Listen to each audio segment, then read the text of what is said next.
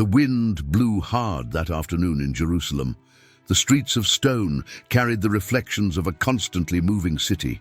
Merchantors announced their spices, children ran between the tents, and priests murmured prayers in the temple.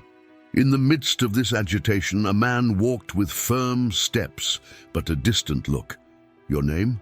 Azarias, a common name, but carried a weight that few understood. They say he was the son of Oded, a prophet before him, a man who knew the pains and challenges of being the voice of God well in difficult times.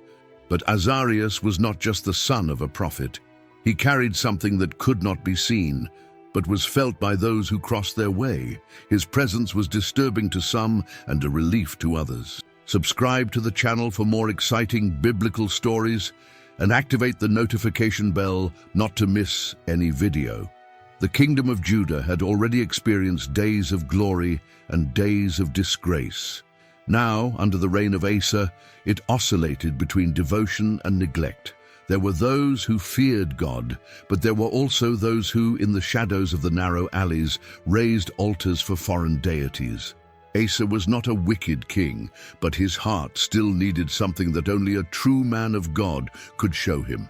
And that's how Azarias was called. Not in the midst of spectacular thunders or views, but by the silent breath of the Spirit that boosted him to speak. His time had arrived. That day, the city looked noisier than usual. Asa returned from a great victory over the Ethiopians, bringing with him the brilliance of conquest, the spoils of war, and an aura of trust that few dared to question. Azarias watched from far away the movement of the city. The people vibrated with victory, soldiers marched with the battle trophies, and King Asa himself, mounted on his horse, displayed the expression of a man who knew the taste of triumph. But Azarias saw beyond what ordinary eyes could see. He knew that the war against the Ethiopian was not the greatest battle Asa would face. No, the real struggle was not on the battlefield, but in the heart of the king and his people. It was then that something inside him lit like a flame. The call did not come in audible words, nor in a sweeping vision. It was a weight, an ardor in the chest, an impulse that made him step ahead. The Spirit of the Lord took him, and without hesitation, he followed toward the royal procession. Asa was surrounded by officers and priests, absorbing the compliments and applause of the crowd. But before he could move on, a voice echoed in the middle of the square. "Listen to me, Wing, and all Judah and Benjamin." The buzz ceased. The soldiers looked at each other. The priests frowned. Who dared to interrupt the king's march? Asa turned her face. Her eyes found Azarias, and for a brief moment, time seemed to stop. "The Lord is with you while you are with him. If you seek it, you will find it. But if you let him, he will leave you too." Those words fell on the air like a sharp blade. The crowd, once taken by the fervor of victory, now murmured in doubt. This was not the message they expected to hear that day. Azarias took a deep breath. He was not over. The silence that took over the square was so heavy that one could hear the breath of the soldiers. The people, once taken by the enthusiasm of victory, were now divided between admiration and discomfort. Some wondered who that man who dared to speak to the king with such boldness. Others, those who knew the stories of the ancient prophets, felt a shiver in the spine. Azarias remained firm. His eyes did not deviate from Asa's. He knew that the truth was not always received with clapping, but his role was not to please or flatter. His role was to speak.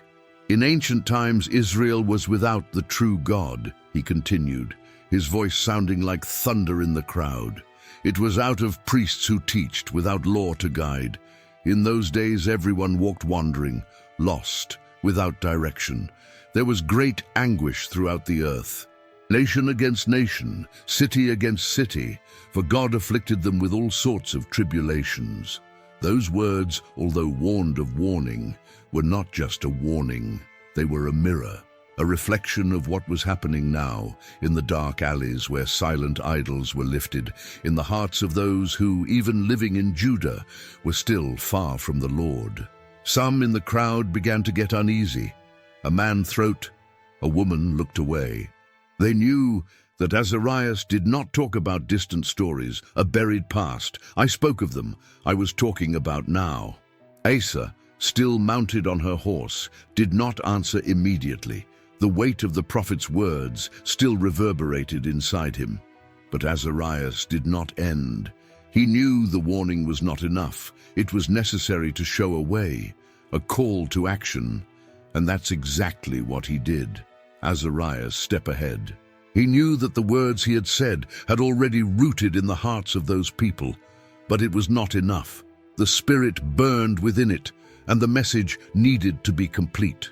He lifted his hand, as if he holds time in the air, and his voice resonated again. But you are strong, and do not faint your hands, for your work will have a reward. Those words fell like a balm over the tension that hovered in the air. It wasn't just a warning, it was a call to courage. An invitation for Asa and the people of Judah to rise and do what was right. The warning had come with weight, but now there was something more. Peace. The king's eyes shone for a moment. He knew the story of his ancestors. He knew how his own father, Abias, had struggled to keep Judah firm in the faith, but he also knew how voiced the hearts, how people easily deviated. Now, in front of a prophet who spoke with such authority, Asa felt a different warmth in her chest. He was not a wicked king. It was not like the rulers of Israel, who had long surrendered to idolatry. But had it done enough? In the end, had your victory over the Ethiopians blinded him to an even greater enemy, the oblivion of God? Azarias kept his eyes fixed on the king. He could see the battle happening inside him. Now was the time of the decision. Asa could simply follow her life, forget those words like so many others before him, or could do something that few kings had done before. And then, in an unexpected gesture, Asa pulled the horse's reins and went down to the ground. The people arrested their breath. What would he do now? The sound of king's boots by touching the floor resonated through the square. The people, hitherto immersed in silence, murmured softly, as if he had just witnessed something rare, almost sacred. It was not common to see a king dismantle from his horse in the crowd, especially before a prophet who spoke to him with such boldness. But Asa didn't care about the looks around him. Something inside it had been awakened. He walked slowly to where Azarias was. His eyes were loaded with something different, something that was not seen every day in the rulers of Judah. It was understanding. It was regret. It was the awareness that he needed to change. What should I do?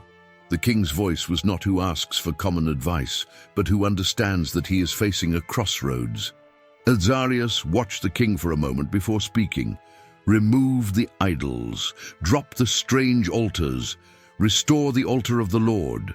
The words were not just orders, they were a challenge, a call to action that required more than goodwill, required courage.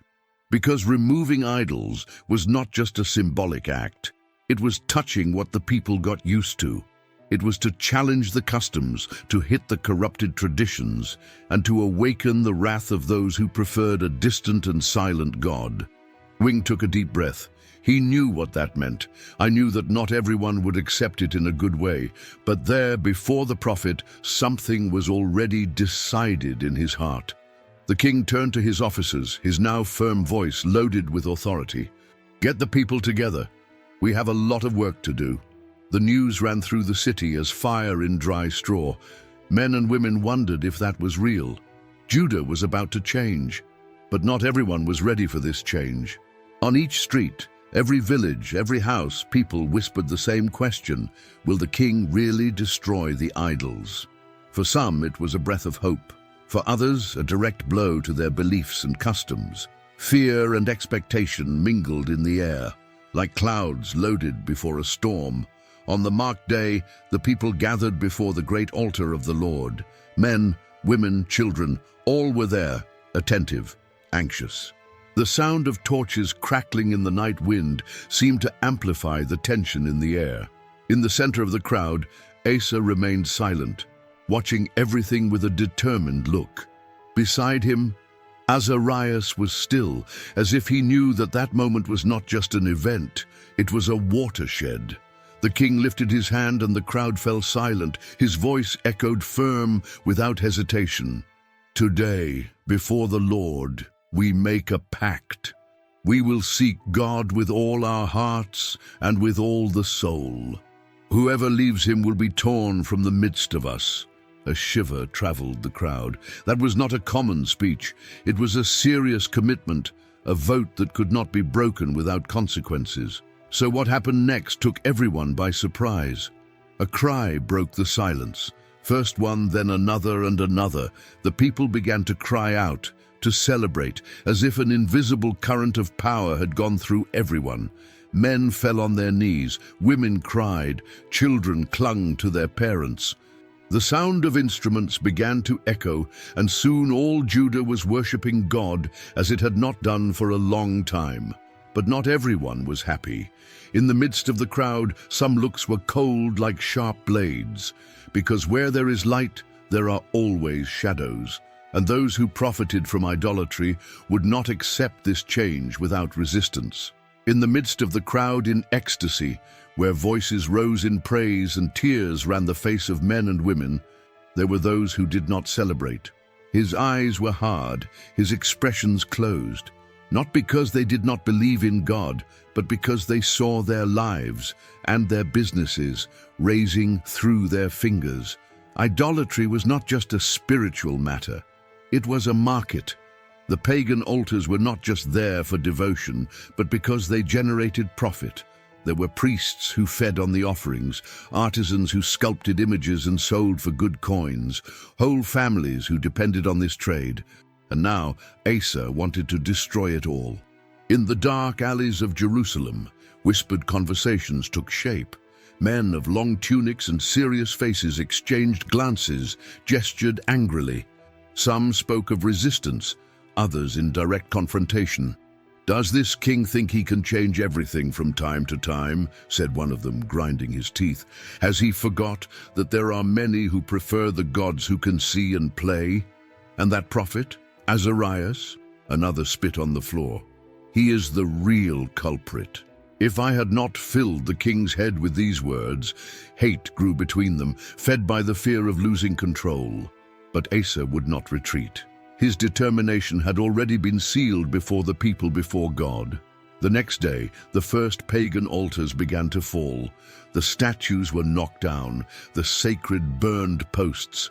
It was the beginning of a purification, but also of a conflict that no one knew where it would end. And as the fire consumed the remains of idols, Azarius felt in the bottom of the soul that that battle was still far from over. Because not all resistance came from the shadows. Sometimes the danger is where the least is expected. The next few days were marked by hammers crackling against stones, flames consuming sacred poles, and package priests watching powerless while their temples were reduced to ashes. King Asa was determined.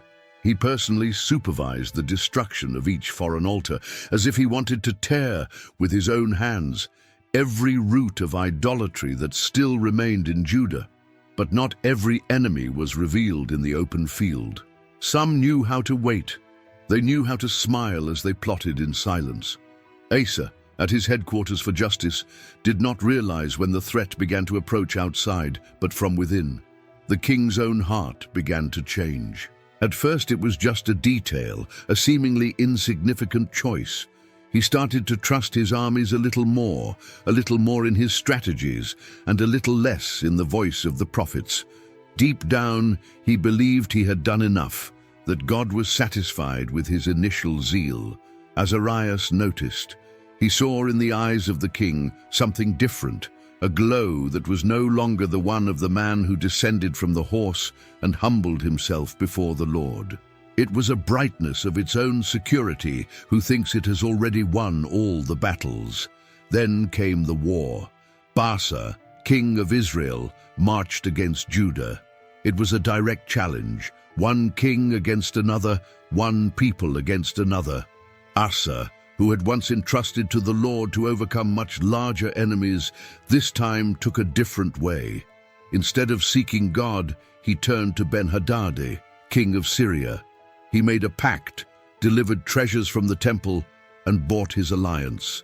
Azarius said nothing, but inside it a storm was formed, because he knew that there is always a price for those who decide to exchange faith for earthly alliances, and that price was about to be charged. The deal with Ben-Hadad seemed at first glance a master's blow. Syrian troops attacked the cities of Israel, forcing Baasha to retreat. Asa, triumphant, breathed relieved. The danger had passed, he thought, and the kingdom was saved. But that relief brought a bitter taste that only those who knew the heart well could feel. Azarias, now older, watched everything from afar. He knew that the true war was not on the battlefields, but in the choices of the heart.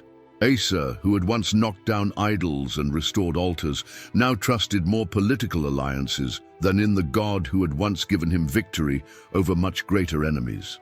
The rumors arrived fast. Asa was sick, a sickness on the feet that didn't let him walk as before. At first, he consulted doctors, sought healer, and brought experts from distant land, but never, not for a moment, thought of returning to the Lord. Perhaps because deep down, I knew it had been too far away. Azarias, feeling the weight of the years and the visions given to him, tried once again to approach. He tried to take a word to the king, one last attempt to bring Asa back to the right track. But the palace doors, previously opened, were now closed to him. O previously respectful guards, they now cast her cold glances, as who says her presence was no longer welcome. Meanwhile, Asa would leave. His body reflected what was already happening in his spirit. Confidence in human alliances, in political strategies, had slowly eroded the faith that had been so firm. The people murmured, priests prayed, but everyone knew something was deeply wrong. And Azarias, he still prayed. He knew that his mission was not complete, but he also knew that a prophet is not always heard, the truth is not always welcomed. Because sometimes silence speaks 1,000 words, the days spent, then weeks, after years. Asa still reigned, but it was no longer the same man. The disease that consumed him on the feet seemed to have spread to something much deeper, soul. The king, who once went down from the horse to hear the voice of God, now refused to speak to his prophets. Azarias was not foolish. He knew that his presence was no longer welcome in the palace. Still, he prayed in silence, because prophets do not exist to be applauded, but to be faithful. The news of the king's death was not a shock. When he finally closed his eyes to this world, there were no miracles, no sudden healing, no signs of heaven, just the weight of what was expected. The people lamented, the temple was filled with funeral chants, and Asa was buried with honors. But far from the rituals and ceremonies, far from the scented corridors of the palace, Azarias knew that story could have ended differently. He didn't talk about it anymore. His role was fulfilled. He was not a king, nor a priest, nor a man of war. He was just a messenger, but the time this great storyteller showed that his voice was never in vain. Asa may have closed her ears, but Judah has not forgotten. The prophet's words were alive, passing from father to son, from generation to generation.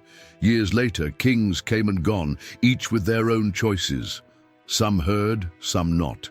But Azarias was still alive where it really mattered, in stories that were told around the fire, in the scriptures that echoed in times of doubt, in the call that would always resonate to those willing to hear.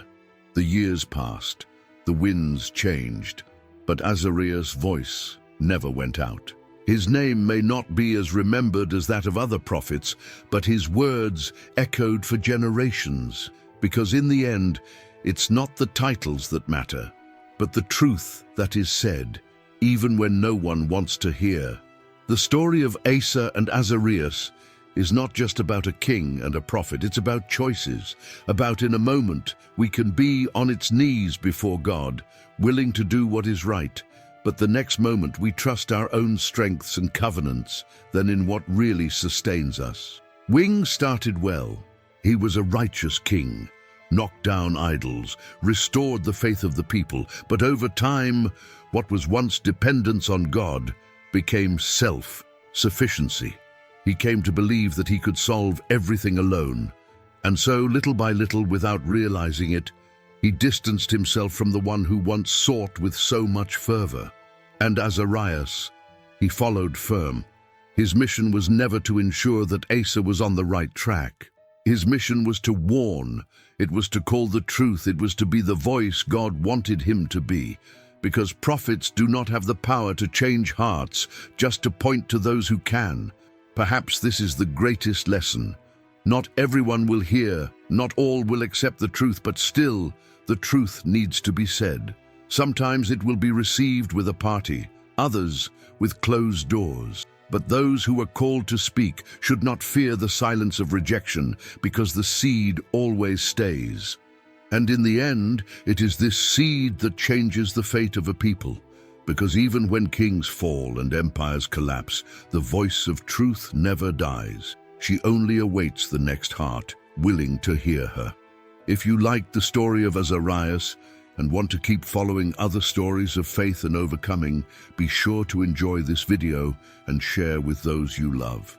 And of course, subscribe to the channel so as not to lose any new content.